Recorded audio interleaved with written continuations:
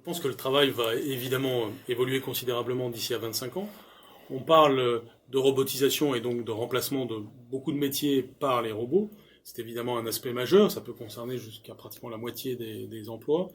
Mais même pour les emplois qui vont perdurer et simplement se transformer, cette transformation va être considérable, dans beaucoup de cas, sous l'effet des technologies et des sciences en général. Sous l'effet de choses qu'on connaît déjà, mais aussi sous l'effet de choses qu'on ne connaît pas encore. Donc il y a évidemment la robotisation dans toutes ses dimensions, mais qui elle-même renvoie à beaucoup de sous-ensembles et à beaucoup de choses qui ont un impact sur nous. Il y a évidemment toute la technologie 3D et que vous pouvez mêler aussi aux enjeux de visioconférence, de vidéo en général.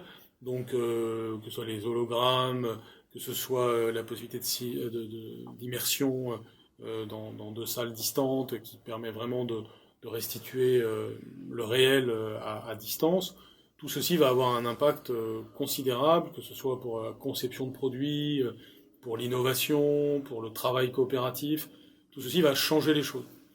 Mais il va y avoir aussi un impact indirect de toute une série d'évolutions scientifiques et sociales. Le fait que l'espérance de vie augmente de 3 mois par an chaque année a évidemment un impact sur le travail, sur la durée du travail, sur la manière de travailler, sur la relation entre les êtres humains. Donc tout ceci crée un écosystème général du travail qui fait évidemment que le travail ne sera plus le même dans 10 ans, dans 20 ans, dans 30 ans, et qu'il faut tout simplement en être conscient, ne pas en avoir peur, mais au contraire être en situation de maîtriser cela et d'avoir l'agilité, le sens de l'adaptation pour ne pas en faire une menace mais une opportunité.